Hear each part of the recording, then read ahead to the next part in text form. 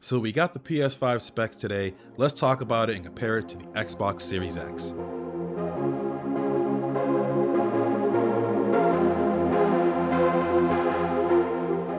So Sony had their Road to PlayStation 5 YouTube event here today that talked about the specs in very deep dive, honestly dry detail. As you can kind of see in one of my tweets, I pretty much said basically they were reading off a blog post to us.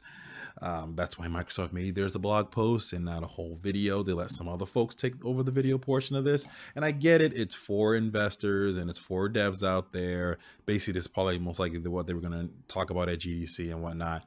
But I don't think you should be pushing this type of stuff through your consumer channels and tweeting it out and pushing it through there. I think that's what's going to cause a little bit of confusion and a lot of people kind of getting bored with this sort of stuff. I think Mark Cerny did a great job, by the way. He kept me pretty interested in things that are going on, but I'm more of a hardcore techie, so I kind of like those things. But Lily, let's talk about what we heard here on the PlayStation 5. Compare the specs to the Xbox Series X, and you'll see they're very close, and there's a couple of things I definitely want to point out, and I'll definitely talk about storage here a little bit, go through a little bit of lesson about that to better understand it. So let's bring up the specs here. Let's first start off comparing the two of them here. As you can see, let's start off here with the GPU. They both have AMD Zen 2 core processors, so both next-gen consoles are going to be powered by AMD. The PlayStation 5 has 8-core Zen 2 processor at 3.5 gigahertz, and it also has multi-threading along with that. And the Xbox Series X is going to be at 3.8 gigahertz, and at 3.66 gigahertz, it will do the multi-threading through there. GPU wise is where we get a little more differences here. We have 10.28 teraflops of computing power, a GPU power rather, coming from the PlayStation 5, and 12 teraflops coming from the Xbox Series X. So just a little bit more graphical power coming here from that. You have 36 computing units on the PS5 versus 52 computing units on the Series X. And the PlayStation 5 is actually going to run at 2.23 gigahertz, a little bit faster, while the GPU and Xbox Series X is going to run a bit slower, a little more significantly slower here at 1.82 gigahertz. In 1.825 gigahertz, but the GPU on the PS5 is going to have variable frequency, so it's probably going to go up and down as it's needed. I believe the Xbox Series is probably going to be locked at that specific speed for consistency, R2 DNA and whatnot, and that's the same architecture that the PS5 also is going to have in terms of its GPU. The memory, they're both going to have 16 gigabytes of GDDR6 memory, and we'll get into that just a bit when I talk about the storage. Now, the differences here is in the memory bandwidth. Sony's going to have in the PS5 consistent memory bandwidth, 440 gigabits per second across the board. So pretty much no matter where you are between the game, the operating system, anything that you need to have on, it's going to run at that speed or have that bandwidth available to it. As you saw with the Xbox Series X, you can see that you're going to have different memory segmented out. So 10 gigabytes of that 16 gigs of memory, it's going to be running at 560 gigabits per second. That's going to be dedicated to gaming. 6 gigabytes, which is going to be dedicated to your audio and to your operating system at 336 gigabits per second. So we got that separated out. Internal storage, we have custom 825 gigabyte SSD storage on the PlayStation 5, which is very interesting. And then we have 1 terabyte custom NVMe storage in the Xbox Series X. We'll break those things down in just a little bit in a second. I want to get some more detail on that, but let's continue jumping through the specs here. We do have as far as IO throughput, this is where PlayStation might have a little bit of the upper leg here. In terms of raw and compressed data, it's going to be able to do 5.5 gigabytes per second. But typically on compressed data, it's going to be able to do 8 to 9 gigabytes per second. That is extremely fast for gaming, what they're going to be able to do here. Versus the Xbox Series X is going to be doing 2.4 gigabytes raw and 4.8 gigabytes compressed of data. So definitely slower there in terms of the speed, almost half slower. It kind of seems like PlayStation is doubling them on the speed through the IO throughput from the SSD.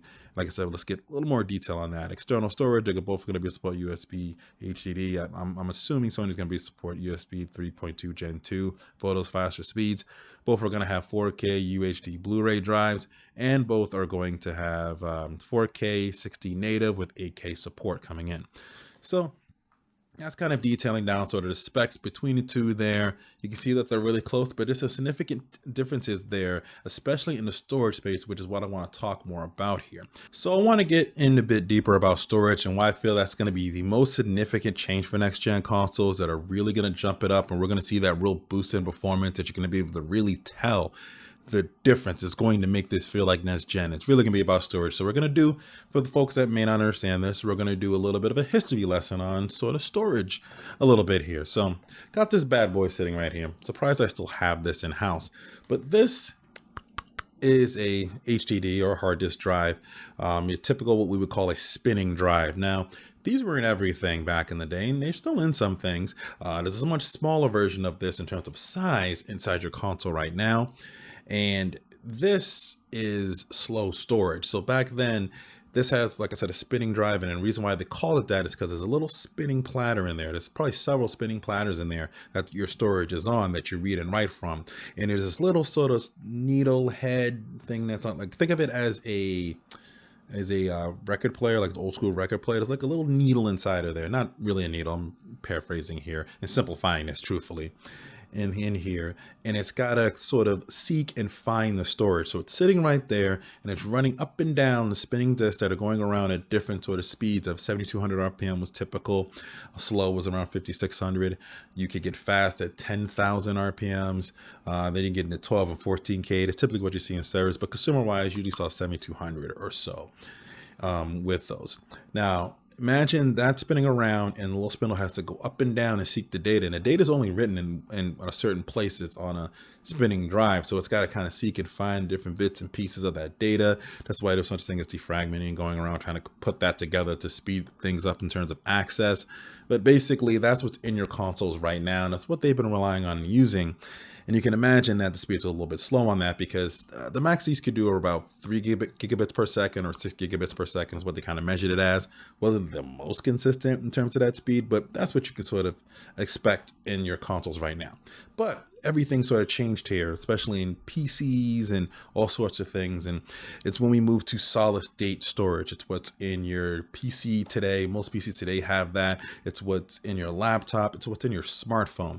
It's some version of solid state storage, sort of like this. And this really changed the game when it came to speed, because on a solid state drive, think of it as memory that remembers itself. You know, your RAM, it forgets when you power it off. But imagine this as this remembers everything in terms of storage. Super fast storage on here compared to what you did with the spinning drives. And this was really cool. It organized data a whole lot better. It was able to seek a whole lot faster because it didn't have anything spinning around it. It could just kind of go out, find it, and bring it back and read and access the data. And just made things much faster. This is probably the single component in your system, an old system that you can put in and will drastically increase the performance pretty much across the board. And most places didn't really have this. I know you can set this up. Most gaming, didn't really have this. I know you can probably set one of these up on your PlayStation 4, I believe, with this, but the storage limits are a little bit on this. It's like 240 gigabytes. 240, 480, and then when you get about to 960 and 1 terabyte, 2 terabytes, it gets a little bit on the expensive side with that, and it can not necessarily have the type of return sort of speeds that you're looking for, because games aren't designed to necessarily run on these when it comes to consoles. So, and these really ran at about 450, 650 megabits per second, 500 megabits per second.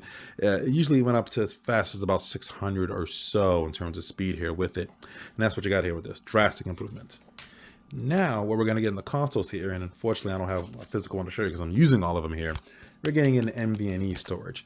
This, imagine this, is super fast storage, really lightweight, and you're going at anywhere from this one in particular is like 2,700 megabits per second on the read, 600 megabits per second on the write. So imagine being able to do that on a console. It just gives you unlimited amounts of speed and availability. It's almost instant on, instant access. Everything goes as fast as it possibly can do. As long as the program or the game is written for it, it will certainly do that for you. That's what's going into the consoles, and that's what's going to change everything in terms of access time and load time and how the game performs. And this might be where Sony might have the edge, because their NVMe custom SSD storage is significantly faster than what Xbox has, almost 50% faster when you look at the specs on here. That I think is going to be a key component, key difference, and really developers are got to make for it. They got to take advantage of that extra speed in hardware, especially third-party devs, and first-party devs will always take advantage of the speed, of course, but that's the things that are going to make the difference in there. So that super fast storage speed is going to be where we're going to really feel next gen consoles really take their next step up. Outside of that, we definitely have to wait until both of them come out. We actually physically see what a PS5 even looks like. Hopefully we'll get that coming up in the near future, but that's pretty much it. Share your thoughts below. Let me know what you guys think of this here. And as always, live your tech world in high definition.